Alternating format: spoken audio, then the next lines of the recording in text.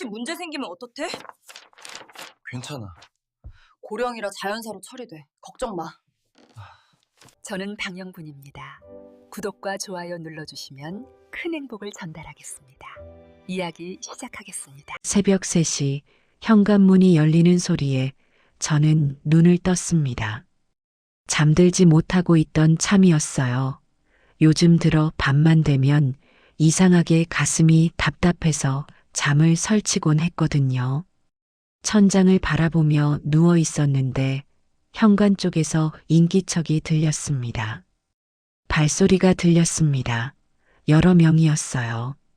정미라와 그 아들 정태수, 그리고 낯선 남자 목소리까지 섞여 있었습니다. 엄마, 이제 진짜 끝이야. 더는 못 참겠어. 정태수 목소리였어요. 평소보다 날카로웠습니다. 조용히 해, 깨면 귀찮아진다고 몇 번을 말해야 알아듣니. 정미라가 낮게 속삭였습니다. 그들은 제 방 앞을 지나쳐 안방으로 들어갔어요. 안방에는 제 통장과 도장, 중요한 서류들이 모두 보관되어 있었습니다. 서랍 여는 소리, 무언가 뒤적이는 소리가 들렸어요. 종이 넘기는 소리, 무언가 찾는 소리가 계속 났습니다. 저는 이불을 움켜쥐고 숨을 죽였습니다. 심장이 빠르게 뛰기 시작했어요. 귀가 멍멍했습니다. 이거 진짜 끝나면 우리 얼마나 받는 거야? 낯선 남자가 물었습니다. 젊은 목소리였어요. 걱정 마, 집 팔면 최소 8억은 나와. 그거 반반하면 되잖아. 4억씩. 정미라가 웃으며 대답했어요. 제 심장이 쿵쿵 뛰기 시작했습니다. 온몸에 소름이 돋았어요. 손끝이 차가워졌고 등에서 식은 땀이 흘렀습니다.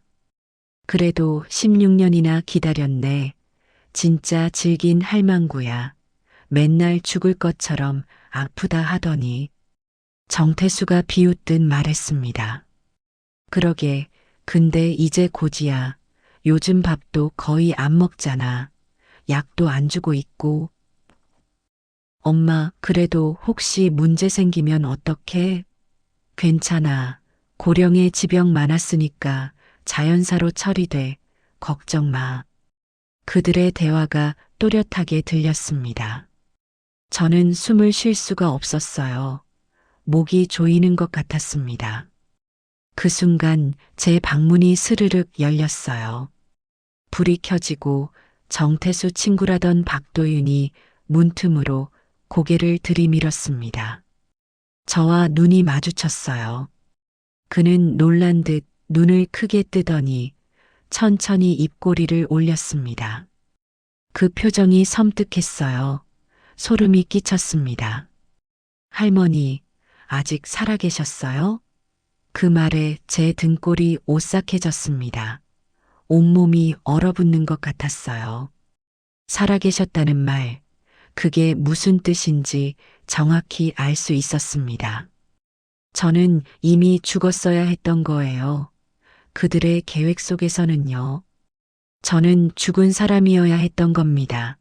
벌써 오래전에요. 야, 뭐해. 들어오지 말라고 했잖아. 정미라가 황급히 달려와 문을 쾅 닫았습니다. 저는 어둠 속에 혼자 남겨졌어요. 손이 떨렸습니다. 온몸에 식은땀이 흘렀어요. 숨을 쉴 수가 없었습니다. 공기가 폐로 들어오지 않는 것 같았어요. 입을 벌리고 숨을 들이켰지만 숨이 안 쉬어졌습니다. 가슴을 움켜쥐었어요. 심장이 터질 것 같았습니다. 16년 동안 저는 이 사람들을 믿고 살았습니다. 남편 박종철을 잃고 혼자 남겨진 저를 돌봐준다고 요양보호사라고 해서 집으로 들였어요. 2008년 그 추운 겨울날 장례식이 끝나고 집으로 돌아온 저는 혼자였습니다. 그때 정미라가 찾아왔었죠. 할머니, 혼자 계시면 위험하세요. 제가 도와드릴게요. 따뜻한 미소를 짓던 정미라가 기억났습니다. 정미라는 친딸처럼 저를 챙겨줬고 그 아들 정태수도 손자처럼 따랐습니다. 저는 외로웠고 그들이 필요했어요. 아니, 그렇게 믿었습니다. 그런데 지금 이 순간 모든 게 무너져 내렸습니다. 저 사람들은 가족이 아니었어요. 제 재산을 노리고 16년을 기다린 사기꾼들이었습니다. 아직 살아계셨어요? 그 말이 귓가에 계속 맴돌았어요. 머릿속에서 떠나지 않았습니다. 아직 살아계셨어요. 아직이라는 말은 죽었어야 한다는 뜻이잖아요. 저는 이불 속에서 몸을 웅크렸습니다.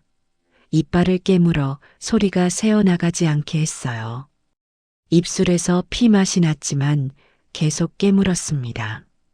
밖에서는 여전히 서랍 뒤적이는 소리가 들렸고 그들의 낮은 웃음소리가 새어나왔습니다. 제가 죽기를 기다리고 있었던 거예요. 16년 동안 말이에요. 그 순간 깨달았습니다. 저는 지금까지 지옥에서 살고 있었던 겁니다. 한 번도 벗어나지 못한 채로요. 그 말을 들은 순간이었어요. 숨이 턱 막히고 다리가 풀렸습니다. 저 사람들은 제 가족이 아니었습니다. 절대로 단 한 번도 가족이었던 적이 없었습니다. 다음 날 아침 저는 핸드폰을 찾았습니다. 손녀 하은이에게 전화를 걸어야 했어요. 어젯밤 일을 꼭 말해야 한다고 생각했습니다. 서랍을 뒤졌지만 핸드폰이 보이지 않았어요. 침대 밑도 찾아봤고 책상 위도 뒤졌습니다. 드디어 침대 옆 탁자에서 핸드폰을 발견했습니다. 그런데 핸드폰이 켜지지 않았어요. 비밀번호를 눌렀는데 틀렸다고 나왔습니다. 제 생일인 823을 분명히 눌렀는데요. 화면에 빨간 글씨로 비밀번호가 틀렸습니다라고 떴어요. 다시 한번 또 한 번 눌러봤지만 계속 틀렸다는 표시만 떴어요. 손이 떨렸습니다. 이게 무슨 일인가 싶었어요. 분명히 제 생일인데 왜 안 열리는 걸까요? 할머니, 뭐 하세요? 정미라가 방문을 열고 들어왔습니다. 평소보다 목소리가 차갑게 느껴졌어요. 노크도 하지 않고 그냥 들어왔습니다. 핸드폰이 안 켜져. 비밀번호가 이상해. 제가 말하자 정미라는 큰 한숨을 쉬며 핸드폰을 제 손에서 가져갔어요. 아이고, 할머니 요즘 자꾸 이러시네. 어제도 비밀번호 3번이나 바꾸셨잖아요. 내가 언제 바꿨어? 난 그런 적 없어. 확실해. 할머니, 기억 안 나세요? 어제 저녁에 바꾸고 싶다고 하셔서 제가 도와드렸잖아요. 정미라가 말했지만 저는 전혀 기억이 나지 않았습니다. 아니야, 난 그런 적 없어. 할머니, 치매 증세가 좀 있으신 것 같은데 제가 병원 예약 잡아드릴게요. 검사 좀 받으셔야 할 것 같아요. 치매라는 말에 저는 가슴이 철렁 내려앉았습니다. 치매, 그 말이 귓가에 맴돌았어요. 무슨 소리야, 난 멀쩡해. 치매가 아니야. 할머니, 요즘 같은 말 반복하시고 밤에 배회하시잖아요. 저희가 얼마나 걱정하는데요. 배회? 난 밤에 화장실 가는 것 말고는 안 나가. 할머니, 어젯밤에도 새벽 2시에 복도 돌아다니셨어요. 태수가 봤어요. 정미라는 핸드폰을 들고 나가버렸습니다. 잠깐, 내 핸드폰. 돌려줘. 제가 소리쳤지만 정미라는 돌아보지 않았어요. 할머니 건강 생각해서 제가 보관하고 있을게요. 필요하시면 제가 전화 걸어드릴게요. 걱정 마세요. 문이 닫혔습니다. 저는 멍하니 빈손을 바라봤어요. 제 핸드폰인데 제가 쓸 수 없다니. 손이 텅 비었습니다. 무력감이 밀려왔어요. 이틀 뒤였습니다. 집 초인종이 울렸어요. 손녀 하은이 목소리가 들렸습니다. 할머니, 저 하은이에요. 할머니. 하은이 목소리가 또렷하게 들렸습니다. 저는 얼른 방문을 열고 나가려 했습니다. 하은이를 꼭 만나야 했어요. 문고리를 잡고 돌렸지만 문이 열리지 않았어요. 밖에서 잠긴 것 같았습니다. 문 열어. 하은이가 왔어. 저는 문을 두드렸습니다. 그런데 정태수가 복도를 막아섰어요. 발소리가 들렸거든요. 할머니, 어디 가세요? 정태수가 문을 열며 물었습니다. 하은이가 왔잖아. 비켜줘. 나가야 해. 아, 손녀분이요? 근데 요즘 독감이 유행이라서요. 할머니 면역력이 약하시잖아요. 정태수는 미소를 지으며 말했지만 비켜주지 않았습니다. 괜찮아. 하은이는 건강해. 비켜. 내 손녀야. 제가 밀고 나가려 하자 정태수가 제 팔을 꽉 잡았어요. 힘이 세서 아팠습니다. 손목에 손가락 자국이 남을 정도였어요. 할머니, 위험해요. 넘어지시면 큰일 나요. 그냥 방에 계세요. 그 사이 현관에서는 정미라 목소리가 들렸습니다. 하은 씨, 죄송한데 할머니가 지금 많이 편찮으세요. 쉬셔야 해서 오늘은 면회가 어려울 것 같아요. 그래도 잠깐만이라도요. 할머니 목소리만 들어도 되는데요. 얼굴만 봐도 돼요. 하은이 목소리가 간절했습니다. 정말 미안해요. 의사 선생님이 절대 안정이 필요하다고 해서요. 다음에 꼭 연락드릴게요. 약속할게요. 할머니. 하은이가 제 이름을 불렀지만 현관문이 쾅 닫히는 소리가 들렸습니다. 하은아, 하은아, 나 여기 있어. 제가 목이 터져라 소리쳤지만 정태수가 저를 방으로 밀어 넣었어요. 할머니, 진정하세요. 목 쉬시겠어요. 그만 좀 하세요. 문이 닫혔습니다. 그리고 밖에서 자물쇠 채우는 소리가 들렸어요. 딸깍 소리가 또렷하게 들렸습니다. 저는 문고리를 잡고 흔들었지만 열리지 않았습니다. 문 열어. 왜 날 가두는 거야? 이게 무슨 짓이야? 아무도 대답하지 않았습니다. 저는 주저앉아 문을 두드렸어요.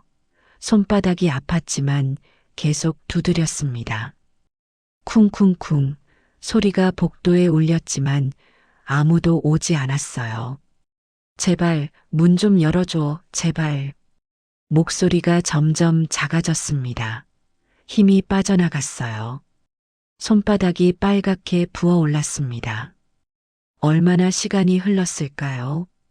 1시간쯤 지났을까? 아니면 2시간쯤 지났을까요? 정미라가 문을 열고 들어왔습니다. 손에 약봉지와 서류 봉투를 들고 있었어요.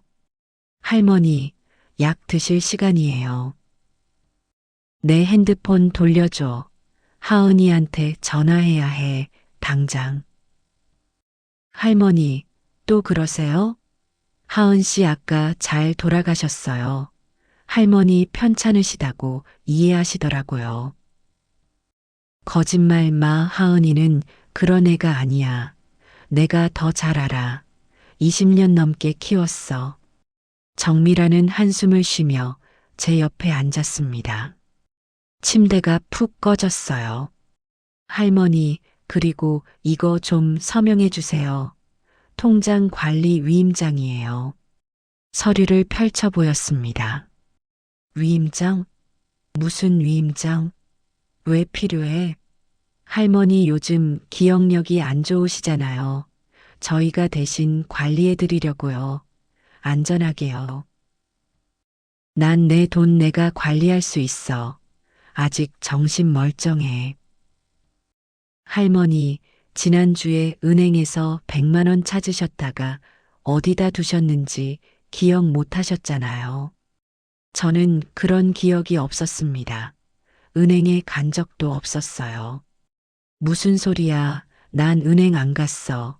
지난주에 집 밖에 나간 적도 없어. 할머니, 보세요. 정미라가 핸드폰을 꺼내 사진을 보여줬어요. 은행 앞에서 찍은 제 사진이었습니다. 분명히 제 얼굴이 맞았어요. 제가 입던 옷도 입고 있었습니다. 하지만 저는 그날을 기억할 수 없었어요. 정말 제가 간 걸까요? 머리가 혼란스러웠습니다. 제 기억이 맞는 건지 확신이 서지 않았어요. 제가 진짜 치매에 걸린 건 아닐까 그 생각이 들기 시작했습니다. 할머니, 이러시니까 걱정되는 거예요. 그냥 서명만 해주세요. 간단해요. 정미라가 펜을 제 손에 쥐어줬습니다. 저는 서류를 봤어요. 글씨가 너무 작아서 잘 보이지 않았습니다. 눈이 침침했어요. 몇 년 전부터 시력이 나빠졌거든요. 안경 좀 가져다 줘. 글씨가 안 보여. 할머니, 그냥 여기만 서명하시면 돼요. 복잡한 거 아니에요. 간단한 절차예요. 정미라가 제 손을 잡고 서명란으로 이끌었습니다. 저는 거부하려 했지만 정미라가 제 손목을 꽉 잡았어요. 아팠습니다. 뼈가 부러질 것 같았어요. 할머니, 제발 좀 협조해 주세요. 저희도 힘들어요. 할머니 모시느라 얼마나 힘든데요. 목소리에 짜증이 섞여 있었습니다. 저는 떨리는 손으로 이름을 썼어요. 박영분이라고요. 글씨가 삐뚤빼뚤했습니다. 손에 힘이 없었거든요. 정미라는 서류를 챙겨 일어났습니다. 약 드세요. 안 그러면 증세가 더 심해져요. 정미라는 제 입에 약을 밀어넣고 물을 들이켰습니다. 사례가 들렸지만 삼킬 수밖에 없었어요. 기침이 났지만 정미라는 신경 쓰지 않았습니다. 할머니 건강은 제가 책임질게요. 걱정 마세요. 그날 이후 저는 방 밖으로 나갈 수 없었습니다. 문은 항상 잠겨 있었고 화장실 갈 때만 정태수가 문을 열어줬어요. 그마저도 5분 안에 끝내라고 재촉했습니다. 할머니, 빨리 하세요. 저도 바빠요. 정태수는 시계를 보며 말했습니다. 제 통장도 어느새 사라졌습니다. 정미라가 관리한다며 가져갔어요. 할머니, 요즘 사기꾼들 많아요. 제가 안전하게 보관하고 있을게요. 금고에 넣어뒀어요. 창문도 열 수 없었습니다. 어느 날 보니 잠금 장치가 바뀌어 있었어요. 새 잠금 장치는 열쇠가 있어야만 열 수 있는 것이었습니다. 일주일쯤 지났을 때였습니다. 이웃집 김 여사가 찾아왔어요. 목소리가 현관에서 들렸습니다. 영분 씨 좀 뵐 수 있을까요? 오래간만이에요. 아, 지금 많이 편찮으셔서 면회가 어려워요. 정미라 목소리였습니다. 그래도 잠깐만 반찬 좀 갖다 드리려고요. 영분 씨 좋아하시는 멸치볶음이요. 감사한데 오늘은 정말 안 될 것 같아요. 제가 대신 받을게요. 영분 씨 목소리라도 좀 들을 수 있을까요? 죄송해요. 지금 주무시고 계세요. 약 드시고 주무셔서요. 문이 닫히는 소리가 들렸습니다. 저는 창문을 두드렸어요. 김 여사가 들을 수 있게요. 손바닥으로 창문을 쾅쾅 쳤습니다. 하지만 창문은 이중창이라 소리가 새어나가지 않았습니다. 김 여사는 듣지 못하고 돌아갔어요. 저는 주저앉아 울었어요. 소리 없이 눈물만 흘렸습니다. 내가 언제 이렇게 약해졌지? 왜 아무도 내 말을 믿지 않는 걸까? 그 생각만 머릿속을 맴돌았습니다. 며칠 뒤 은행 직원이라는 사람이 집으로 왔습니다. 저는 방 안에서 목소리만 들을 수 있었어요. 할머니께서 최근 계좌이체를 많이 하셨는데 확인 좀 받으려고 왔습니다. 큰 금액이라서요. 아, 제가 대신 관리하고 있어요. 할머니 치매가 좀 있으셔서요. 정미라가 대답했습니다. 그래도 본인 확인이 필요한데요. 규정상 본인 서명을 받아야 해서요.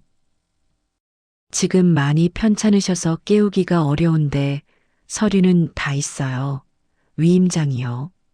정미라가 서류를 보여주는 소리가 들렸습니다. 종이 넘기는 소리가 났어요. 위임장도 있고 인감증명서도 있네요. 그럼 됐습니다. 은행 직원이 돌아갔습니다. 저는 문을 두드렸지만 아무도 듣지 못했어요. 여기요. 저 여기 있어요. 도와주세요. 소리쳤지만 이미 현관문이 닫힌 뒤였습니다.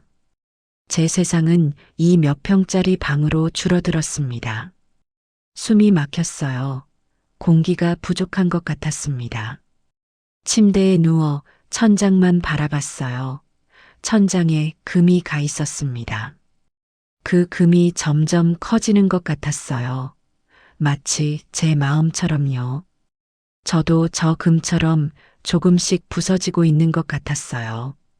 밤이 되면 복도에서 발소리가 들렸습니다. 정태수가 감시하는 소리였어요. 규칙적인 발소리가 복도를 왔다 갔다 했습니다. 화장실 가려고 문을 두드리면 정태수가 짜증 섞인 목소리로 말했습니다. 할머니, 또요? 아까 다녀오셨잖아요. 1시간도 안 됐어요. 배가 아파서 그래, 제발. 아휴, 진짜 매번 이러시면 어떡해요. 정태수는 문을 열어줬지만 화장실 문은 열어둔 채로 복도에 서 있었어요. 저는 부끄러웠지만 참을 수 없었습니다. 이게 사람 사는 게 맞나 싶었어요. 짐승보다 못한 대우였습니다. 하은이가 사라진 지 5일이 지났습니다. 저는 매일 아침 정미라에게 물었어요. 하은이는 어디 있냐고. 할머니, 친구 만나러 갔다니까요. 젊은 애들은 원래 그래요. 정미라는 짜증 섞인 목소리로 대답했습니다. 하은이는 그런 애가 아니야. 나한테 연락도 없이 사라질 애가 아니라고.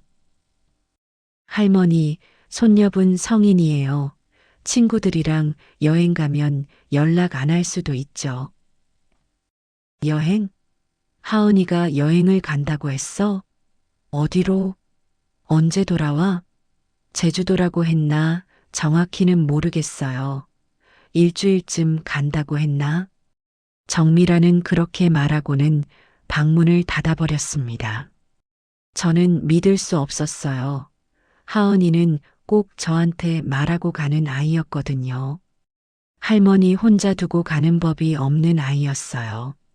초등학교 때부터 그랬습니다. 학교 현장 학습 갈 때도 꼭 저한테 말하고 갔어요.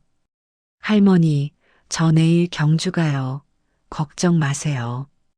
그런 아이가 일주일씩이나 여행을 간다고 말도 안 하고 갈 리 없었습니다.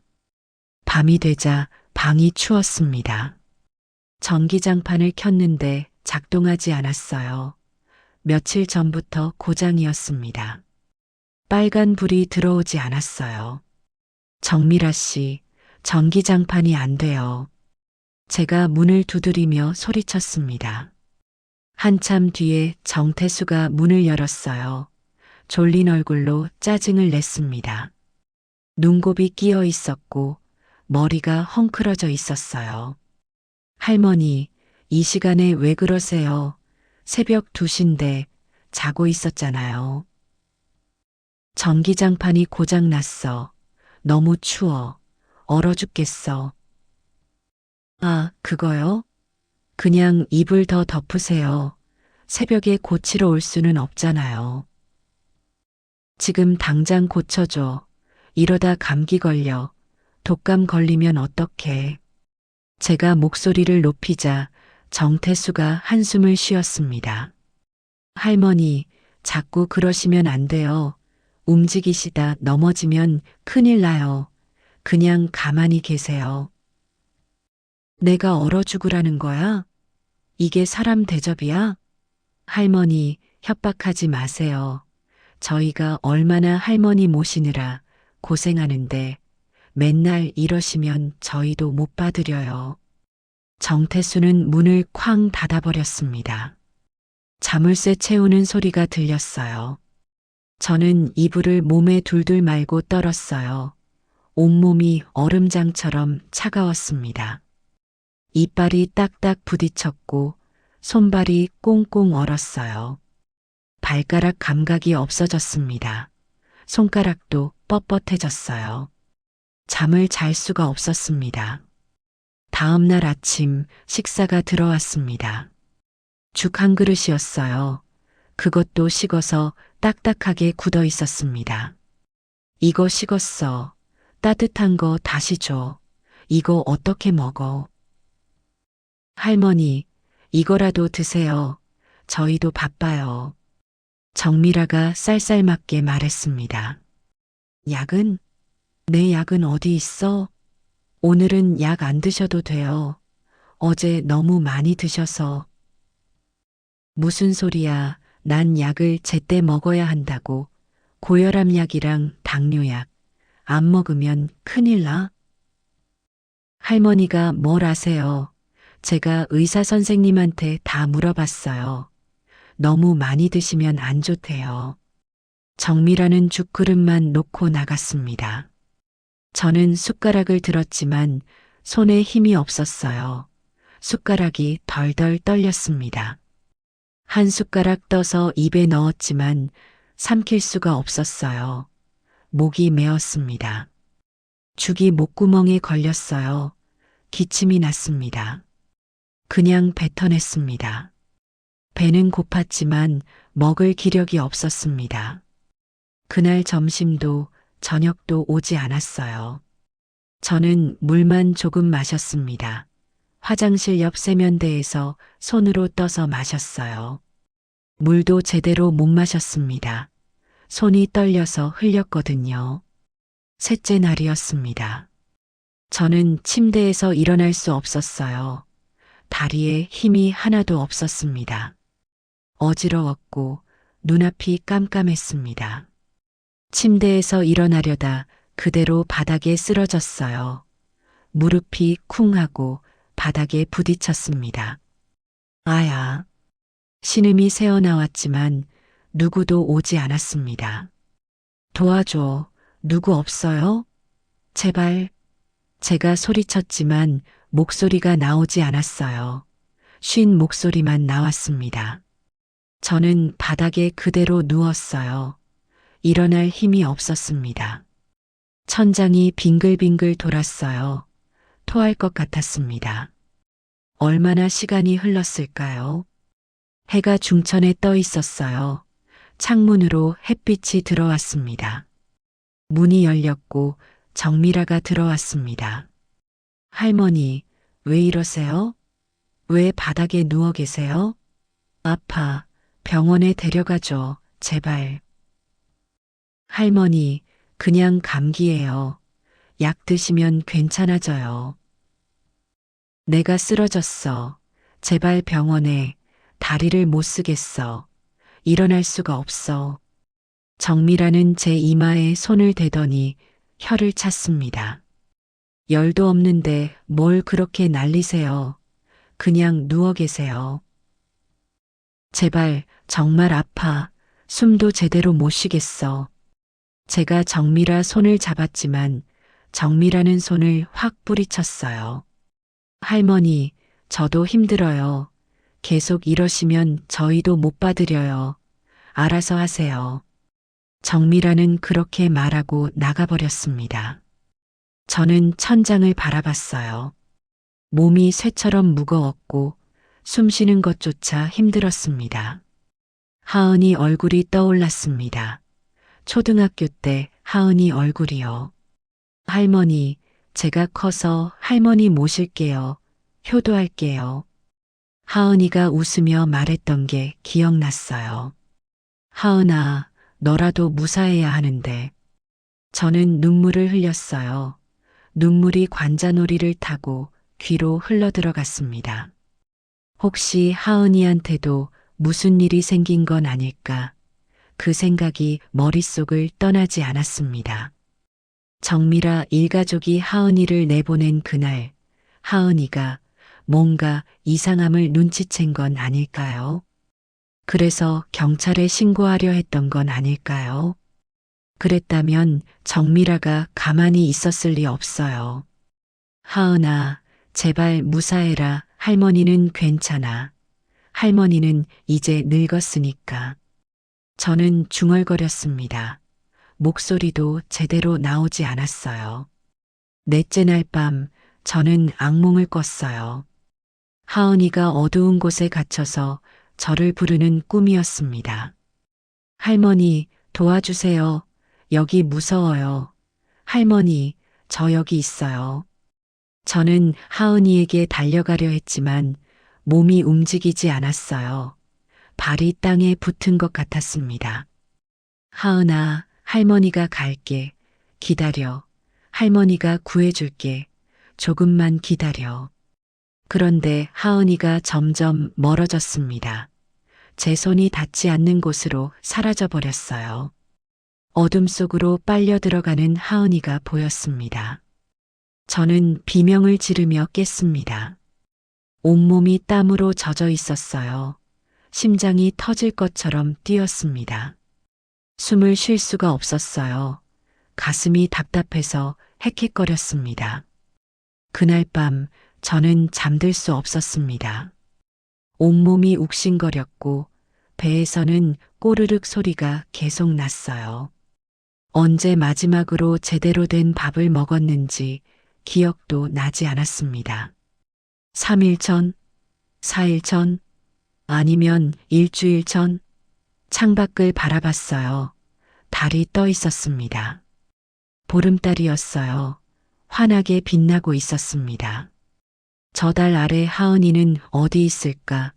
정말 여행을 간 걸까? 아니면 정미라가 뭔가를 한 걸까? 그 생각이 머릿속을 떠나지 않았습니다. 하은아, 어디 있니? 할머니가 보고 싶어. 저는 중얼거렸습니다. 새벽 5시쯤 되어서야 잠이 들었어요. 얕은 잠이었습니다. 꿈을 꿨어요. 남편 박종철이 나타났습니다. 젊었을 때 모습으로요. 30살쯤 됐을 때 모습이었어요. 영분아, 왜 이렇게 됐어? 내가 없는 사이에. 여보, 나 정말 힘들어. 너무 힘들어. 더 이상 못 버티겠어. 내가 없어서 미안해. 내가 이렇게 고생할 줄 알았으면 절대 먼저 가지 않았을 텐데. 남편이 제 손을 잡았어요. 따뜻했습니다. 영분아, 포기하지 마. 살아야 해. 하은이를 위해서라도. 어떻게? 난 이제 아무것도 할 수 없어. 일어날 힘도 없어. 할 수 있어. 넌 강한 사람이야. 내가 제일 잘 알아. 넌 할 수 있어. 남편이 미소 지었습니다. 그리고 사라졌어요. 연기처럼 흩어졌습니다. 여보, 가지 마. 나 혼자 두고 가지 마. 저는 비명을 지르며 깼습니다. 베개가 눈물로 젖어 있었어요. 5째 날 아침이었습니다. 정미라가 방에 들어왔을 때 저는 바닥에 쓰러져 있었어요. 화장실 가려다 또 넘어진 겁니다. 이번에는 일어날 수조차 없었어요. 할머니, 정미라가 달려왔지만 저는 그녀의 얼굴을 똑바로 볼 수 없었습니다. 눈이 흐릿했어요. 모든 게 희미하게 보였습니다. 두 개로 보였어요. 정미라가 두 명인 것처럼요. 할머니, 정신 차리세요. 정미라가 제 뺨을 두드렸지만 저는 대답할 수 없었어요. 입술이 움직이지 않았습니다. 엄마, 이거 큰일 났는데 병원 가야 되는 거 아니야? 정태수 목소리가 희미하게 들렸습니다. 아니, 지금 병원 가면 귀찮아져. 이것저것 검사하면 우리 일 들통날 수도 있어. 그냥 여기서 지켜보자. 근데 진짜 죽으면 어떡해? 우리 감옥 가는 거 아니야? 죽으면 어때? 어차피 우리 거 다 받고 오히려 빨리 끝나는 거지. 부검만 안 하면 돼. 노안으로 처리하면 끝이야. 그들의 대화가 희미하게 들렸습니다. 마치 수면 아래서 듣는 것 같았어요. 저는 그 순간 깨달았어요. 저는 여기서 죽는구나. 이렇게 끝나는구나. 아무도 모르게, 아무도 찾지 못하게 이 방에서 혼자 죽는구나. 눈물이 흘렀지만 닦을 힘도 없었습니다. 하은아, 미안해. 할머니가 널 지켜주지 못해서, 할머니가 약해서. 저는 마지막으로 손녀 이름을 불렀습니다. 입술만 움직였을 뿐이지만요. 그리고 의식이 끊겼어요. 모든 게 깜깜해졌습니다. 몸은 쇠처럼 굳어가고 마음은 무너져 내렸습니다. 저는 처음으로 생각했어요. 혹시 여기서 죽는 걸까? 그 생각이 마지막이었습니다. 제가 정신을 차렸을 때 낯선 여자가 제 손목을 잡고 있었습니다. 할머니, 괜찮으세요? 들리세요? 젊은 목소리였어요. 처음 듣는 목소리였습니다. 저는 천천히 눈을 떴어요. 하얀 간호복을 입은 여자가 보였습니다. 27, 8쯤 돼 보이는 젊은 여자였어요. 누구세요? 저는 윤지라고 해요. 오늘부터 할머니 담당 간호사예요. 구청에서 파견 나왔어요. 간호사? 정미라는? 정미라 씨는 잠깐 외출하셨어요. 제가 대신 왔습니다. 윤지는 제 맥박을 재고 체온을 쟀어요. 동작이 빠르고 정확했습니다. 청진기를 가슴에 대고 심장 소리를 들었어요. 눈썹이 찌푸려졌습니다. 할머니, 혈압이 너무 낮으세요. 제대로 식사하셨어요? 밥을 며칠째 제대로 못 먹었어요. 윤지의 얼굴이 굳어졌습니다. 눈빛이 날카로워졌어요. 며칠이요? 정확히 며칠이요? 5일? 아니면 6일? 잘 기억이 안 나요. 약은요? 처방받으신 약은 제때 드셨어요? 약도 안 줬어요. 며칠째. 윤지는 아무 말 없이 제 방을 둘러봤어요. 시선이 빈 약봉지, 식은 죽 그릇, 고장난 전기장판, 먼지 쌓인 창문에 머물렀습니다.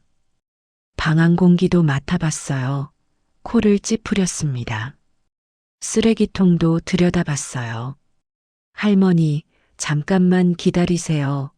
제가 지금 응급처치하고 올게요. 윤지가 방을 나갔습니다. 복도에서 정태수와 대화하는 소리가 들렸어요. 목소리가 점점 커졌습니다. 할머니 상태가 심각한데요. 당장 병원 가셔야 할 것 같아요. 탈수에 저혈압, 영양실조 증세 보여요. 괜찮아요. 원래 저러세요. 예민하신 편이라 신경 안 쓰셔도 돼요. 아니에요. 이건 방치 수준이에요. 지금 당장 119 불러야 해요. 생명이 위험해요. 간호사님, 저희가 할머니 모신 지 16년이에요. 저희가 더 잘 알아요. 하지만 이건 명백한 학대예요. 신고해야 할 사안이에요. 학대요? 무슨 소리예요? 우리가 얼마나 정성껏 모시는데 그냥 가세요. 됐어요. 그냥 가세요. 오늘은 필요 없어요. 저희가 알아서 할게요. 윤지가 다시 제 방으로 들어왔습니다. 그녀의 얼굴에는 분노가 섞여 있었어요. 주먹을 꽉 쥐고 있었습니다. 할머니, 윤지가 제 손을 꼭 잡았습니다. 제가 다시 올게요. 꼭 다시 올게요. 할머니 혼자 두지 않을게요. 약속해요. 윤지는 제 손을 꼭 잡았습니다. 따뜻했어요. 그 따뜻함이 얼마만인지 눈물이 났습니다. 제발 날 좀 데려가 줘요. 여기서 날 꺼내줘요. 제가 속삭였습니다. 윤지는 고개를 끄덕이고 방을 나갔어요. 그날 밤이었습니다. 저는 침대에 누워 있었는데 문틈으로 뭔가 들어오는 소리가 났어요. 스르륵 소리가 났습니다. 바닥에 하얀 종이가 보였습니다.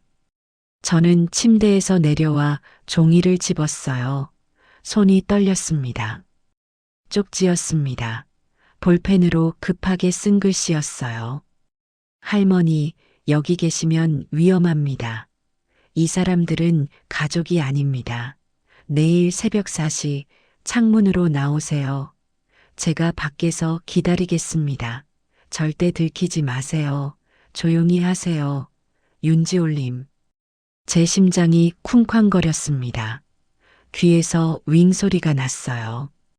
윤지가 보낸 거였어요. 그녀도 알아챈 겁니다. 하지만 창문으로 나가다니 저는 걸을 수도 없는데요. 넘어지면 어떡하죠? 소리가 나면 정미라가 올 거예요.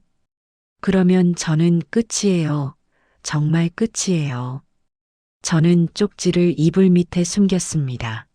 손이 너무 떨려서 제대로 숨기지도 못했어요. 밤새 잠을 이룰 수 없었습니다. 창문을 쳐다봤습니다. 1층이긴 하지만 높이가 꽤 됐어요. 1m 50cm는 되는 것 같았어요. 제가 과연 나갈 수 있을까요? 넘어지면 어떡하죠? 소리가 나면 정미라가 올 거예요. 그러면 저는 죽어요.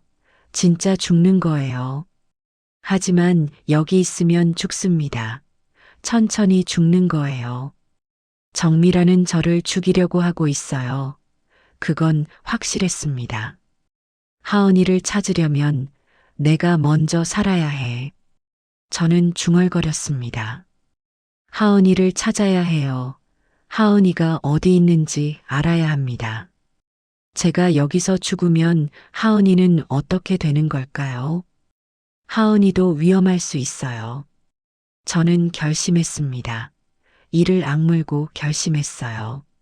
새벽 3시 50분, 저는 침대에서 일어났습니다. 온몸이 떨렸지만 이를 악물었어요. 입술을 깨물어 피가 났습니다. 창문으로 천천히 걸어갔습니다. 한 발 한 발 디딜 때마다 어지러웠지만 참았습니다. 벽을 짚고 침대를 잡고 책상을 잡고 조금씩 나아갔어요. 창문 잠금 장치를 만졌어요. 굳어 있었습니다. 저는 힘을 주어 돌렸습니다. 손가락에 힘이 없어서 미끄러졌어요. 손톱이 깨지는 느낌이 들었지만 계속했습니다. 다시 한 번, 또 한 번, 세 번째 시도 끝에 잠금 장치가 드디어 돌아갔습니다. 딸깍 소리가 너무 크게 들렸어요. 심장이 멈추는 줄 알았습니다. 복도에서 소리가 들렸어요. 정태수가 뒤척이는 소리였습니다. 저는 숨을 죽였습니다. 1분, 2분, 3분을 기다렸어요. 다시 조용해졌습니다. 창문을 천천히 열었어요. 삐걱 소리가 났지만 조금씩 열었습니다. 차가운 새벽 공기가 얼굴을 스쳤습니다. 살아있다는 느낌이 들었어요. 밖을 내다봤습니다. 윤지가 서 있었어요. 검은색 패딩을 입고 손전등을 들고 있었습니다. 그녀는 저를 보고 손짓했습니다. 빨리 나오라고, 조용히 하라고. 저는 창틀에 손을 올렸습니다. 손에 힘이 없어서 미끄러졌어요. 다시 힘을 주었습니다. 다리를 올리려는데 힘이 없었어요. 온몸이 후들거렸습니다. 할머니, 천천히 하세요. 제가 잡아드릴게요. 괜찮아요. 윤지가 속삭였습니다. 저는 이를 악물고 다리를 올렸어요.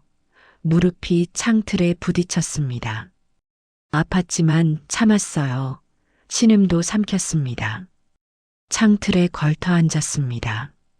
그 순간 복도에서 발소리가 들렸습니다. 정태수였어요. 화장실 가는 소리였습니다. 빨리요, 할머니. 윤지가 다급하게 말했습니다. 저는 창문 밖으로 몸을 내밀었어요. 윤지가 제 팔을 잡아당겼고 저는 바닥에 떨어졌습니다. 무릎이 땅에 부딪혔어요. 아팠지만 비명을 참았습니다. 입을 손으로 막았어요. 할머니, 일어나세요, 빨리. 윤지가 저를 일으켰습니다. 제 팔을 자기 어깨에 걸쳤어요. 제 방에 불이 켜졌어요. 정태수가 방 안에 들어오는 소리가 들렸습니다.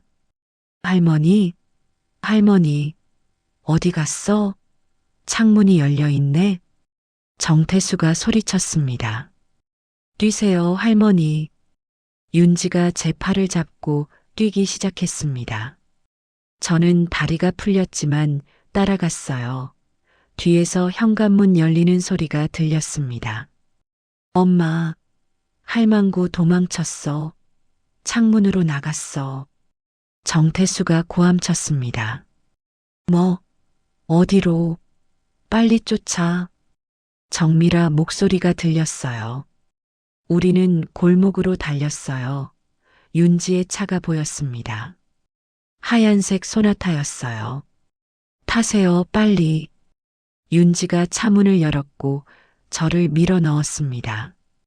뒤에서 발소리가 가까워졌어요. 정미라와 정태수가 쫓아오고 있었습니다. 차가 출발했어요. 바퀴가 미끄러지는 소리가 났습니다. 백미러로 뒤를 봤습니다. 정미라와 정태수가 골목 입구에 서 있었어요. 정미라의 얼굴이 일그러져 있었습니다. 무섭게 일그러져 있었어요. 주먹을 휘두르며 소리쳤습니다. 저는 숨을 헐떡였습니다. 가슴이 터질 것 같았어요. 할머니, 괜찮으세요? 다치신 데는 없으세요? 윤지가 운전하면서 물었습니다. 저는 고개를 끄덕였어요. 말이 나오지 않았습니다. 눈물이 흘렀습니다. 16년 만에 처음으로 그 집 밖으로 나온 겁니다. 이제 안전해요. 제가 지켜드릴게요. 경찰서로 가요. 윤지가 말했습니다. 저는 창밖을 바라봤어요. 하늘이 밝아오고 있었습니다. 동쪽 하늘이 붉게 물들고 있었어요. 살았어요. 저는 살아남았습니다. 그 순간 저는 알았습니다. 오늘 도망치지 않으면 나는 살아서 못 나간다는 거요. 이제 하은이를 찾아야 해요. 반드시 찾아야 합니다. 경찰서는 낯설었습니다.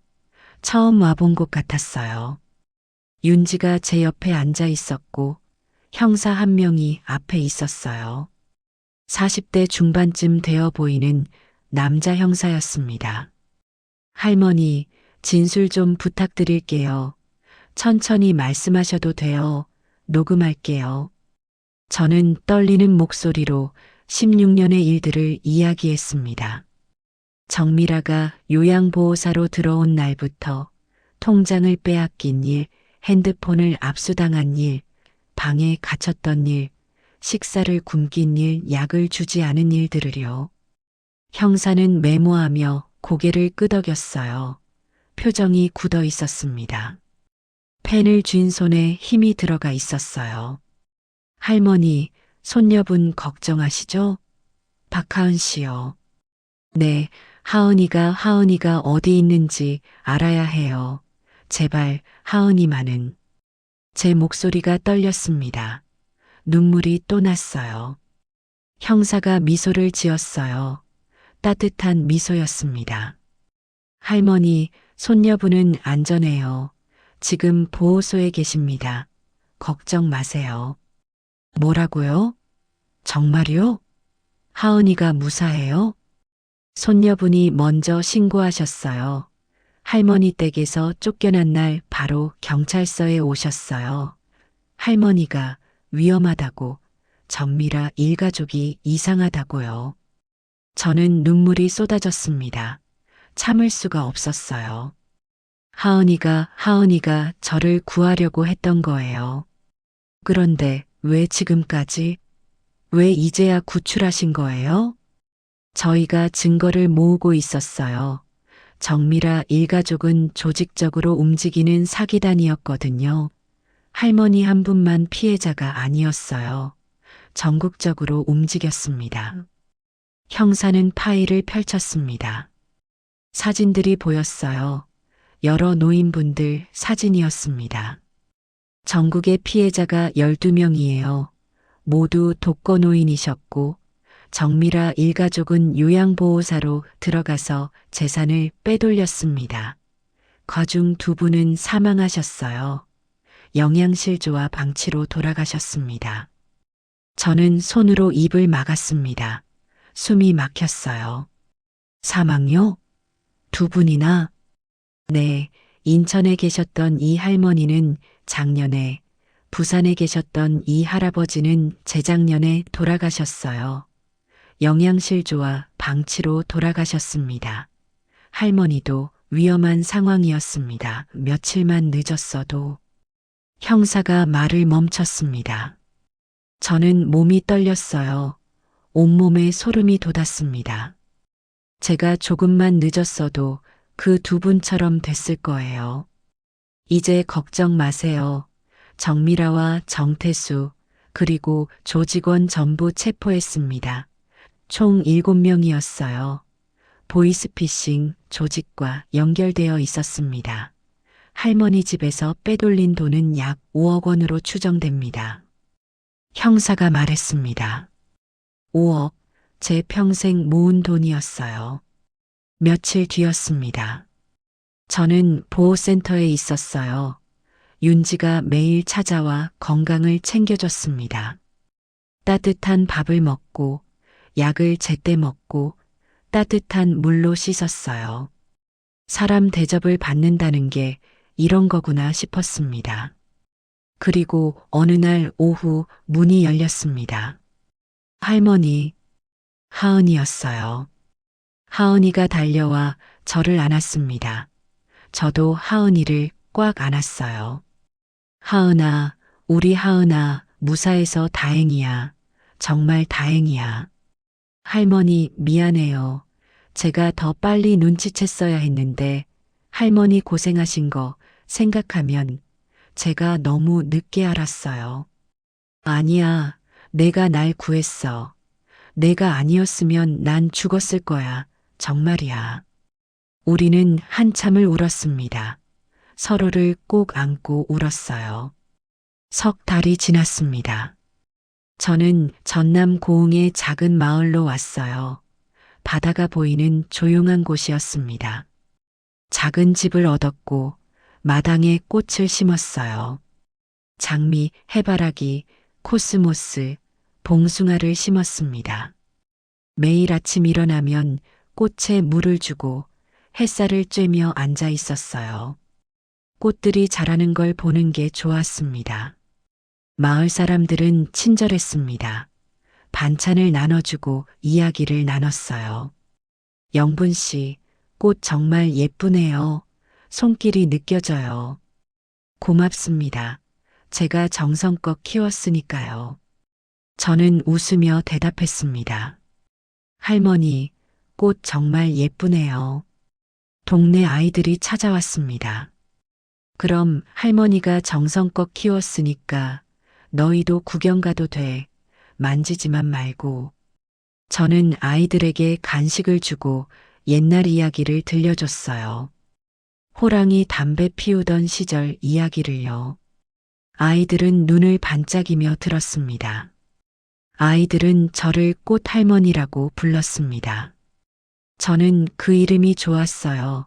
정말 좋았습니다. 어느 봄날이었습니다. 하은이가 찾아왔어요. 대학 입학 통지서를 들고 왔습니다. 할머니, 저 합격했어요. 사회복지학과요. 우리 하은이 축하해. 정말 잘했어. 저는 하은이를 안았습니다. 할머니, 저 나중에 할머니처럼 힘든 분들 도울 거예요. 그래서 사회복지학과 선택했어요. 그래, 우리 하은이 착하네. 할머니 자랑스러워. 할머니, 이제 제가 할머니 지켜드릴게요. 다신 혼자 두지 않을게요. 약속해요. 하은이가 제 손을 꼭 잡았어요. 저는 하은이 손을 꼭 잡고 마당을 바라봤습니다. 꽃들이 활짝 피어 있었어요.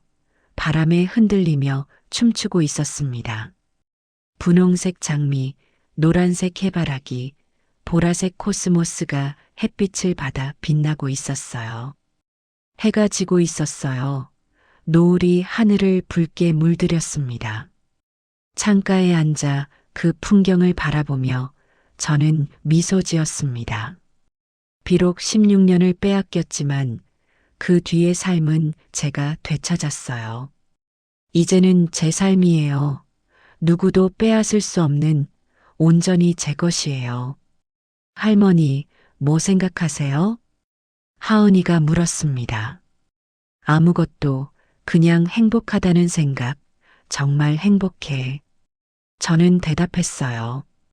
하은이가 제 어깨에 머리를 기댔습니다. 우리는 그렇게 노을을 바라봤어요. 오랜만에 평화로운 시간이었습니다. 정말 평화로웠어요. 저는 깨달았어요. 인생은 언제든 다시 시작할 수 있다는 걸, 나이는 중요하지 않다는 걸요. 중요한 건 포기하지 않는 마음이라는 걸요. 저는 살아남았고 다시 피어났습니다. 이제 매일이 선물 같아요. 꽃을 가꾸고 아이들 웃음소리를 듣고 하은이와 차를 마시는 이 순간들이요. 저는 다시 살아갈 겁니다. 끝까지 제 방식으로 제 인생을요. 영부는 해질녘 창가에서 미소 지었습니다. 비록 16년을 빼앗겼지만 그 뒤의 삶은 내가 되찾았구나.